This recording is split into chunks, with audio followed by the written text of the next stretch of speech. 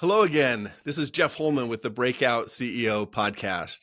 I am so excited to be here with you today and talk again about scaling CEOs, some of the issues that they have, some of the struggles and successes that they deal with, and glad to have some expertise here with me to help this show go well. I've got Angela Lapovsky. Did I say that right? I You hope I did. got it right.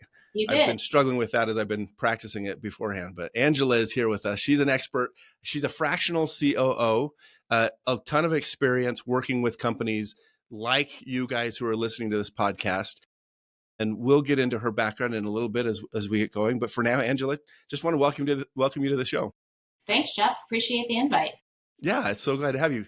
You reached out to me at one point. I don't remember how we connected, but I'm like, yes, finally. I think, and I don't know if this is like an admission of guilt or a statement of victory.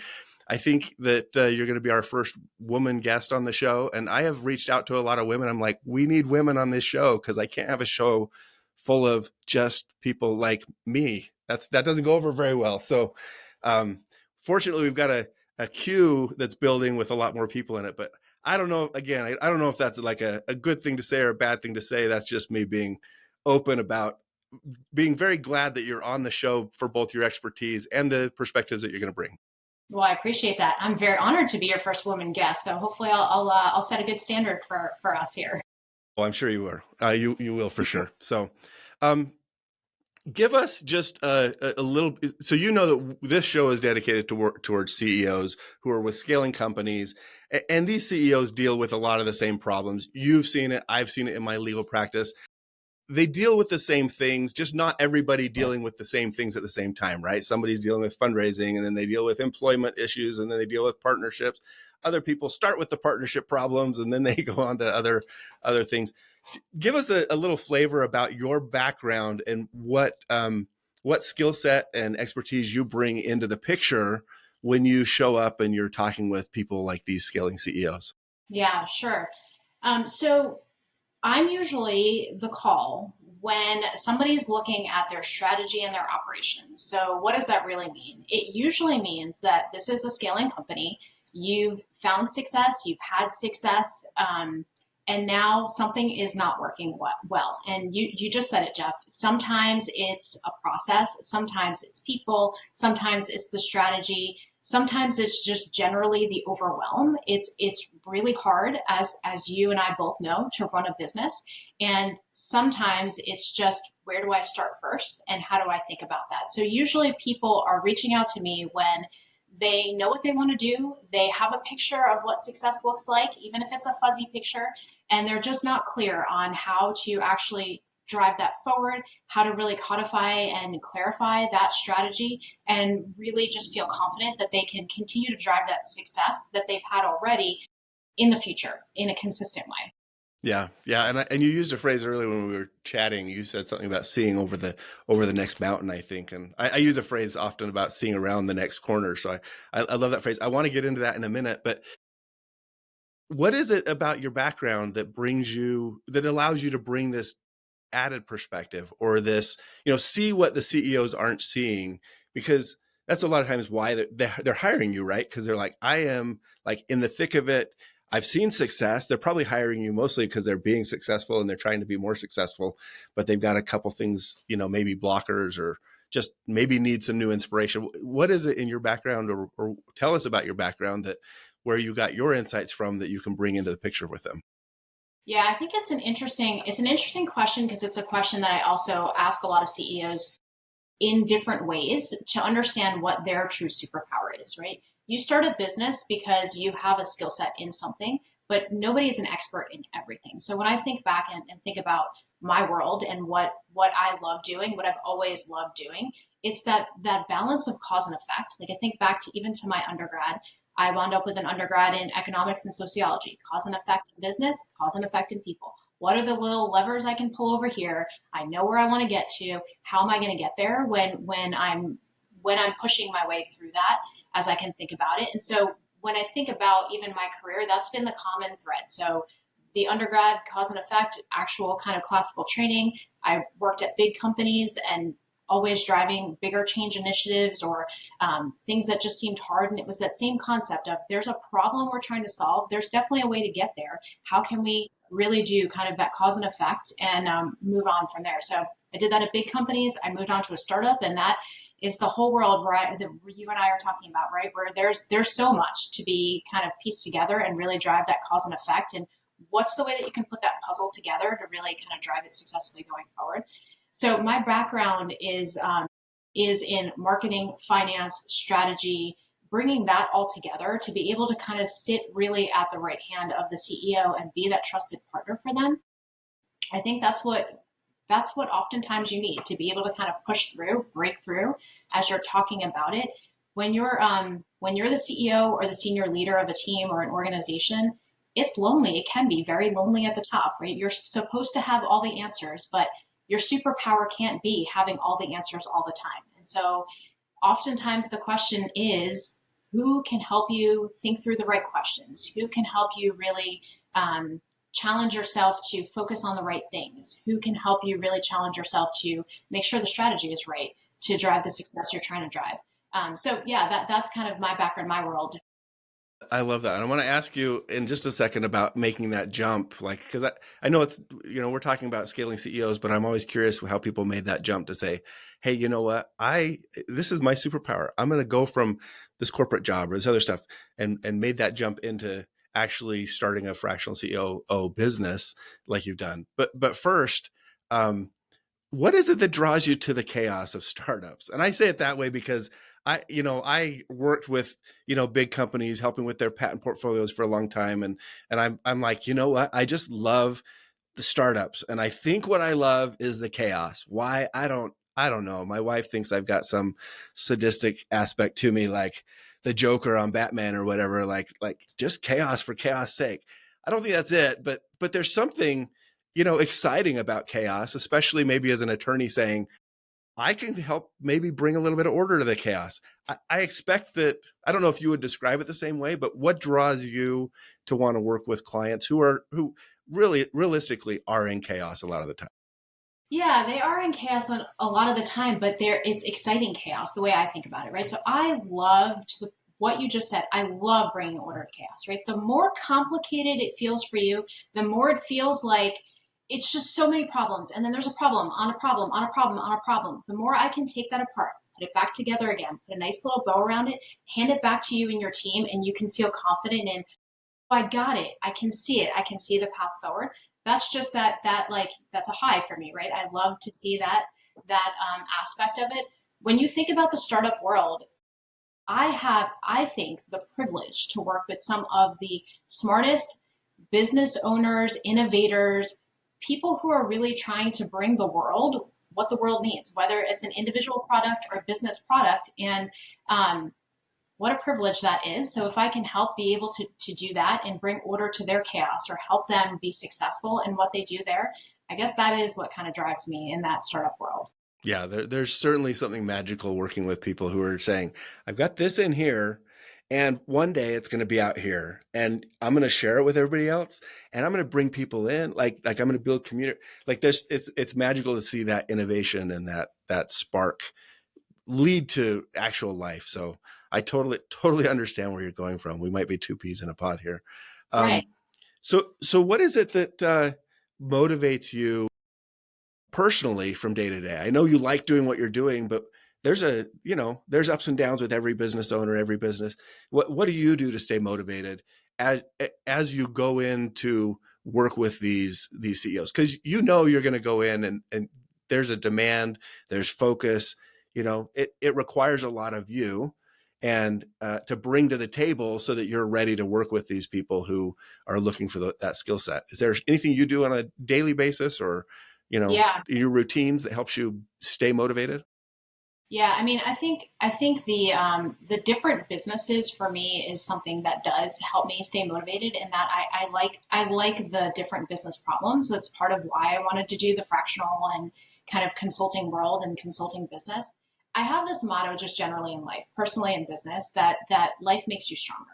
I fully believe that every experience you have, every person you meet, every moment that you overcome, whatever that is, just makes you stronger, and it teaches you for what the next thing is that's going to come. And so I feel like that is what motivates me even in my business world, right? So when I'm working with these CEOs, they're going through a moment of complexity, a moment where they're going to get stronger if they come out the other side successfully, if they can see over the mountain. And so if I can help them do that, right, that motivates me on the back end.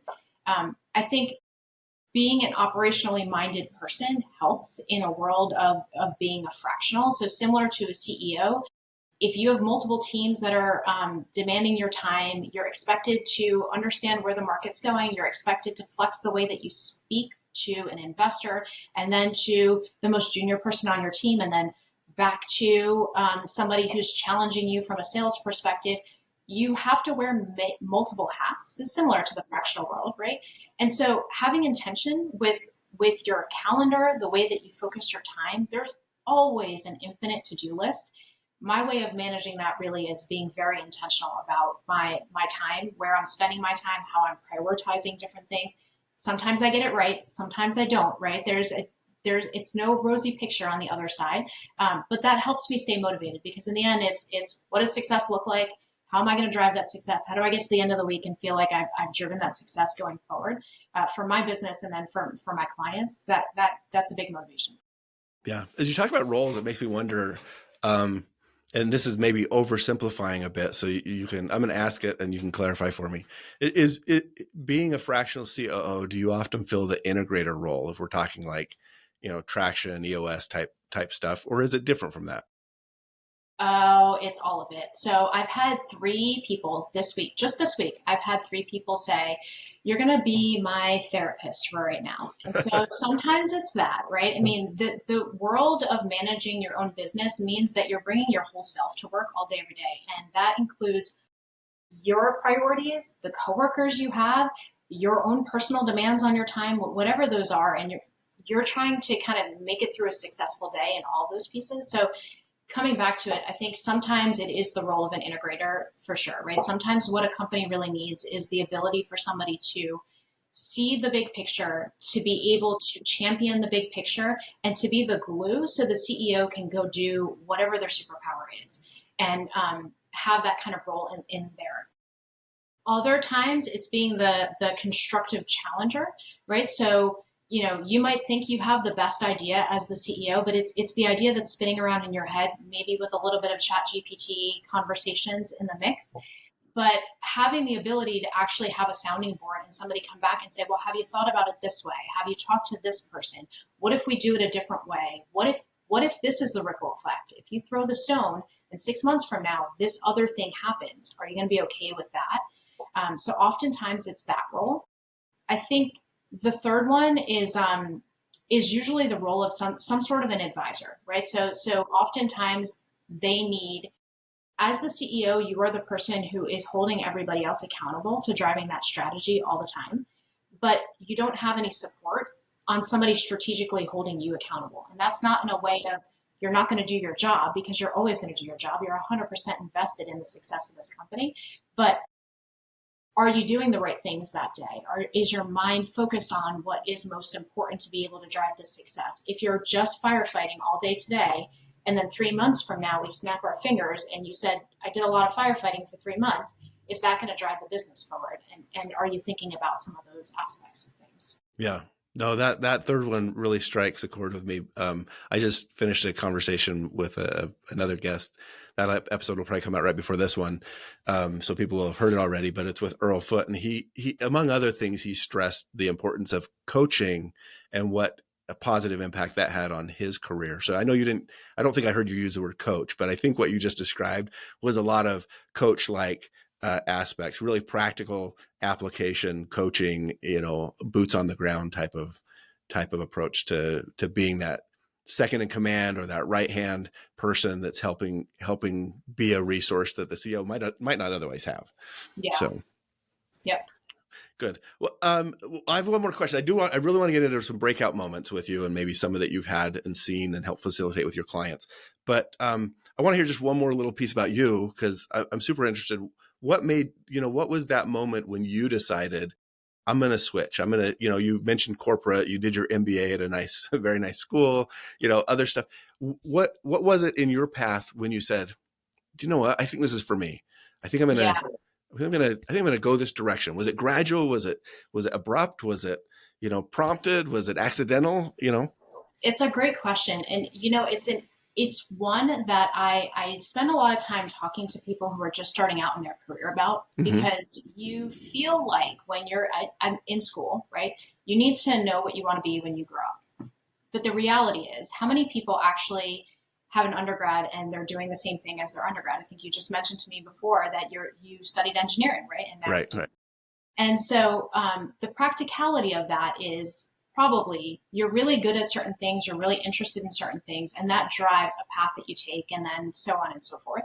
And I think that that's been the way that I've seen my career go. It's the advice I give people oftentimes when they're thinking about their own career. I often say, right, think about the things that you really love doing that you're good at. Think about the things that you're really good at that you don't like to do, right? And then think about the things that you're just really interested in, and then start to think about what are the things you're really good at that you love doing and the things you're interested in, and think about what that job might look like when you take that next step. That's how you find your next opportunity. At least that's my thought of how you find your next opportunity. It's not necessarily about I want this particular title. That's how I've kind of made my shifts in my career. So Well, it sounds like they were maybe intentional moves that they were say intentional going moves. here to here Yeah, to they here were and intentional. They were intentional for things I wanted to learn. So when I was in that corporate world, I realized I was doing marketing and I didn't really know how a P&L worked. And so I needed to know that in order to drive big business decisions. So I looked for what are the kinds of roles I can move to internally where I could learn that part of it. And that kind of translated to the next one. And then when I moved over to the startup world, it was because I had all this big company experience and I wanted to take the big company skills and help a business build from scratch, maybe help them learn how to pitch the business for a sale or something to that effect. And so I kind of made that move. And then most recently, when I decided to start my own business, it was because I wanted to help more businesses. I love the ability to just be in different industries and helping different people. There's a lot of commonality in the problems that people face, like we're about to kind of get into. But you just don't see it when you're in your world. And so my ability to bounce around and learn new things, learn about what the world is doing the trends in what's happening, and apply that to somebody's business problem and see the outcome on the other side was just super exciting for me. So I wanted to give that a shot. yeah. I mean, it makes me think as you're talking about that. I'm a learner myself, so that really resonates with me. That's why I did engineering and MBA and law. And people are like, why? Who are you? What are you doing all this for? But I like to learn, and it makes me think. A lot of the people in our audience, people who are scaling these businesses, I think they're probably learners too. They're experimenters to some degree, but a lot of them are at that point in their career. You get into execution mode, and you have to execute whether that means you're fundraising day in and day out, or you're building your team, or you're pushing your product, or you're like whatever your superpower is, you're executing on that to the nth degree. And what an opportunity it is to bring in maybe somebody who is a true learner with somebody who is a true executor, and mesh those together in a complementary way. Have I described that in a way that maybe resonates a little bit? Yeah, I mean, I think it does go back to that point of everybody has a different superpower, a different thing that drives them, and your ability to understand yours as a CEO and put together the team of people that's going to fill in the rest of it. You don't have to be the best at everything, right? But you do need to be the best glue or the best person to tell everybody where we're going, so that everybody can apply their skills to be able to drive that when you think about it going forward. And so, yeah, I mean, there are some people who really love the rinse and repeat, right? So let me follow a process. Let me be the best at making sure that I am doing these things on a repeat basis. I don't want to think outside the box. That's not what I'm Hmm. passionate about.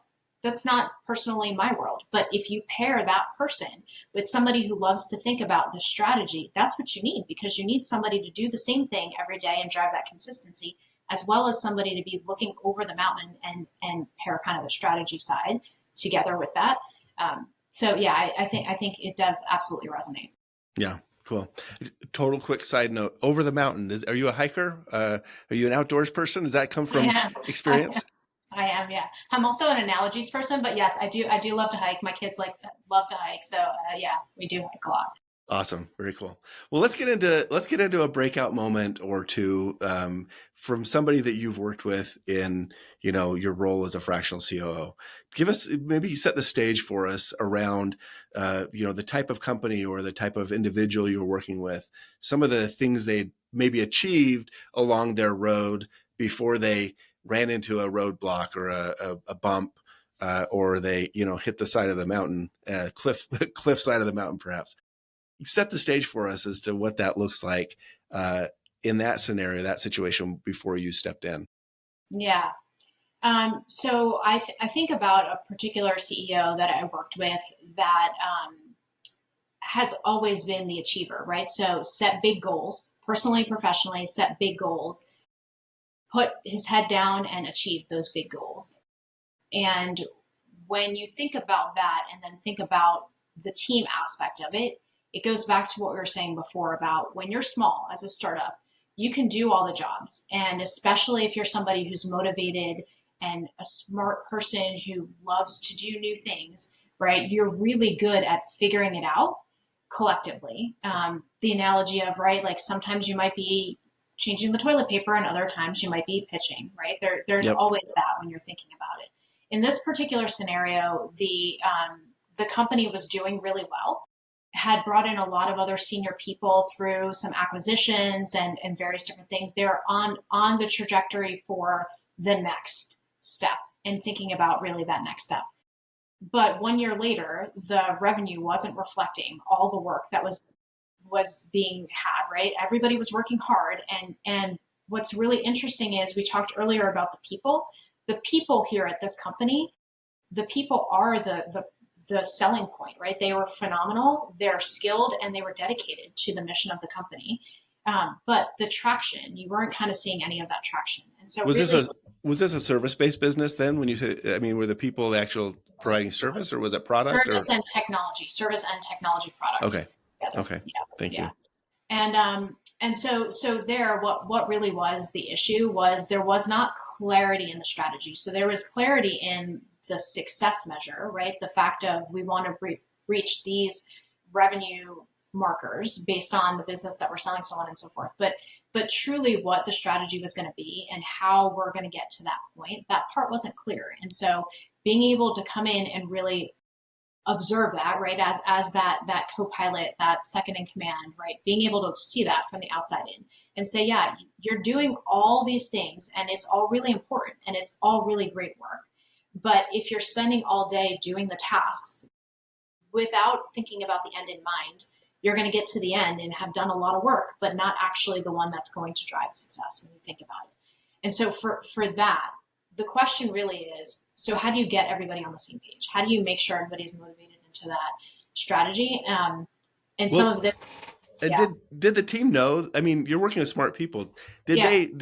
they recognize and say, "Hey, did they label the problem in a way that, hey, there's a problem? Or did they say, we're not really on the same page. We don't have the same vision for strategy? Like, how well were they defining the issue when they brought you in? Did they know how to articulate it? Or were they just saying, something's off, we're stuck a little bit. We don't know why or where. Problem is our revenue should be growing and it's not. Sometimes it's going in the opposite direction, right? So it being a strategy problem, that wasn't super apparent. Because if you think about it, oftentimes for a startup, for any business, it's the long-term tail on some of these things, right? So all the actions that cause and effect, the actions that we're taking today, you're going to see the impact of it a year from now, sometimes 18 months from now, depending on what your pipeline looks like and how you're thinking about things. And so with everybody focused on what they thought was the right thing to do in that moment, they couldn't really see what that effect was going to be later on, which goes to one of the biggest tools in that breakout moment was really defining what does success look like? What do those markers look like between now and that success point? And how are we going to measure them in an easy way? Not a highly complicated big dashboard with charts and we need a data scientist. No. What are the very basic ways that we can measure if we're on a path so everybody can then put their head down, put their great skills to work and be able to drive toward that particular path? that was truly what drove kind of the breakout moment for this particular CEO and this particular company. Instead of him having to take the entire strategy on his shoulders and be thinking about it by himself all the time, the In all ability of his free time, right? in all of his free time, exactly, while he was doing 4 other jobs, right, and thinking about it, it was more about how do we make sure that we're clear about what that strategy is. It's on a piece of paper, everybody understands it. We all feel it, right, and can see what our role is in that particular strategy. And then we can be looking at it on a regular cadence to say, how are we doing? Are we driving to where we should be, or do we need to take a turn and think a little bit differently about the actions we're taking? So do you bring for that conversation? I mean, you come in, you're like, hey, what's going on? No revenue, and through discussions, you get the sense that there's a lack of maybe unified vision or strategy in the company? So you say, hey, let's talk this through. Do you bring a framework in, or do you bring what kind of tools or resources do you bring to the table that that help the team to work through that type of process? Yeah, I mean, I think the formality of a framework definitely helps. Some startups run 100% in the other direction every time you mention a framework. So I think the commitment to a process that is consistent is really the most important part. I mean, the two most common frameworks that I use is OKRs or EOS. Um, Even if you don't label it that way, right? The practicality of the EOS model is it's in depth, but what we're talking about, having KPIs, having quarterly goals, having a long-term vision that you're driving, having the right people in the right seats, that is EOS, right? That's the label of just EOS. So helping people work through that particular type of a framework, oftentimes I do bring to the table. I think you have to meet people where they are. That doesn't matter if it's a startup or a leader in a bigger company. You have to understand the tools they have, the willingness that they are willing to change in what they do, the people that are surrounding them, what motivates them. That discovery process is the most important part of the work that I do. The ability to come in, oftentimes the ability to come in and have somebody else look from the outside so you can see over that mountain is the most important piece. Because sometimes it's financial, sometimes it's process, sometimes it's people, sometimes it's strategy, right? Like sometimes it's a combination of all those things. But if you can have somebody help you look in the mirror and see all those pieces and say, hey, you know what? Your people are solid. You're good on that part of it. You don't need to worry about that, right? Your financials, while they're not growing fast enough, like that is okay in the way that you're managing it. But where we really need to clarify is we have 12 months to achieve this big goal that you have. And what everybody's doing all day, every day isn't pulling the boat toward that big goal. So let's think about how we reach, in this case, right? Like how we shift the deck around a little bit to be able. Yeah. And I love that you're going back to the over the mountain thing. It makes me think, as an outside consultant, we often have the ability to either assist with or see or lead people over that same mountain many, many times, right? Whereas the company that you're consulting with or that you're advising, this is their first and maybe only time going over that mountain. They've got a lot of other mountains they're going to go over, but that mountain, they might not have ever been there before. Whereas oftentimes people who've been there and seen it and helped lead others through it, it's kind of back of the hand. Oh, this canyon's going to lead over to this ravine, and then we're going to go up and over. There's going to be a big rock on the right hand side. Listen, don't worry about it. It's, we know where we're going. Just trust me that you won't be able to see the trail, but it's there. It's there. I'm thinking back to some of the times I've taken my own kids hiking and mountain biking and stuff like that. Listen, hey, you're going to be fine. This is the hard part. It gets easier after this. So that's a huge perspective benefit that you're able to bring. Now, I want to know, did you get any pushback in this situation? Do you have any team members who just kind of say, why are we doing this? Or I don't know that this is the right direction. Like, Oh my gosh, do we need to spend the time on this, right? That's usually right. We have so much work to do. because they're busy. Really, do we need to spend the time on this? Do we need to actually like spend a half a day and talk about the strategy, or a full day? Do we need to be spending the time in our team meetings going over a dashboard? Like, is this really that important? Do we need to spend the time putting together the numbers, right? So going back to the point of you have to meet them where they are, right? You have to make sure you're not over engineering any one of the processes that you're putting in place, but helping them understand what that consistency gives, Mm-hmm. why you need that level of consistency, what the problem is that is just a symptom of something broader, right? Like to the point of what you're saying before, I've done this before, right? You're telling me you want to drive success in this way. I'm telling you, you can do it. Oftentimes, what CEO needs to hear is like, you can do this. You can do this. It's just, we have to, here's the plan, right? Here's the plan that we need to sit down, put on a paper, on a piece of paper, and then we need to consistently drive it. We need that operating rhythm that it becomes just like you wake up, you brush your teeth, you sit down at your computer and you do, right? Like that process ultimately is what will help you make sure that you're driving in that direction and you didn't waste the time Yeah. on the strategy. I'm gonna share a quick story that maybe reveals a failing point of mine once, and you can tell me then how you overcame these obstacles with this team. I went into a meeting. We were talking about IP strategy at this company that had a ton of IP. I mean, this is a hundreds of millions of dollars in revenue company, and a friend of mine brought me in and said, "Hey, come talk to the team. Our engineering, our tech team really needs to know about IP strategy. We need better systems in place, and you've done a lot of stuff." And I came in, room full of, I don't know, it was 12 or 15 people, mostly tech and engineers. And I probably should have approached it a different way, but I said, "Hey, here's the system. Here's how we do stuff. We create these rankings, look at these factors." And one of these guys just bluntly said, "This just sounds like a made up system. Like how is this any different than any other made up system? Why I don't know why we should put any faith in this." And I kind of stumbled on that question because he is in fact right. It's made up in a sense that it didn't exist. It's not a widely adopted system, but it's a system that works in the sense that I've used in other places. And I kind of stumbled because I'm a sarcastic guy sometimes. And my first thought was, yeah, it's a made up system, kind of like the concept of time. Have you heard of time? Time is a made up system, but it works really well. Anyway, I did not handle that well. That didn't turn into a bigger project for me, and it's okay. But I'm sure you handled this situation differently than I did, and were able to walk through that. What did that look like to walk the team through, or maybe walk the CEO through? Maybe that's who you were really directing this to.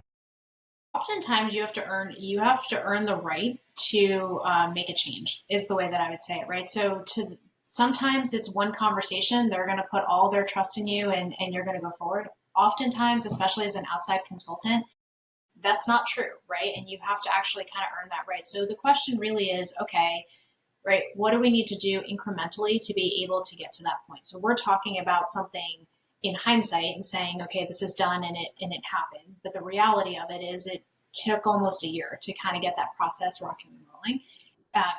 It's the way that I think about oftentimes the story of an entrepreneur or a startup, right? If you watch the movie version of it, in 90 minutes, there was a big problem. They had a great solution and then they triumphed over it and everything is good, right? But the Right. reality of business, when you're the CEO, it feels like it should work that way and it doesn't, right? The reality of business is life is complicated, business is complicated, it's hard all day every day, right? And so how do you make sure you put the right tools in place to be able to drive that? So just going back to that point is you can't, I don't, at least none of this is personal to me, right? Ultimately, I'm here to help you drive your success of you, your people, your business, in whatever fashion I can be. I don't know how to sugarcoat. I tell people that right away, right? I don't. Maybe that's the New Jersey New Yorker in me. I don't. And so it's constructive in the feedback I give you, but it's going to be very honest. And I find oftentimes that works really well. That is what the CEO is looking for, is really that honest feedback to be able to say like, okay, I don't think we need to do this, but I'll trust you for a month, for 2 months, right? Yeah. Just for a little bit of time. And then if it doesn't work, we'll make a change. It's no Yeah. big deal. So if I were to have this CEO on the podcast and say, "Hey, Angela shared with me this story about the team going through these things, that what I would want to ask him, what was the end result? How did this create any type of transformation or an inflection point or new perspectives, or what benefits came from this? What do you think? How do you think the CEO, he or she, might describe the rest of the story from here?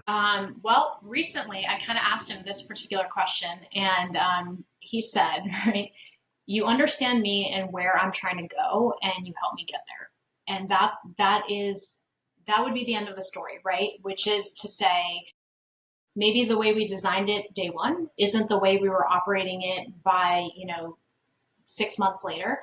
It's definitely not the way I still work with this client. It's not the way that we are operating the company now, even. In fact, I just talked to him earlier in the week, and we're going to make a change to the way that we run the weekly meetings yet again.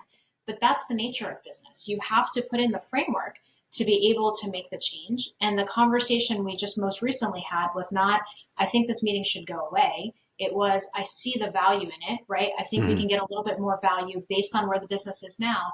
How about we think about doing it this way?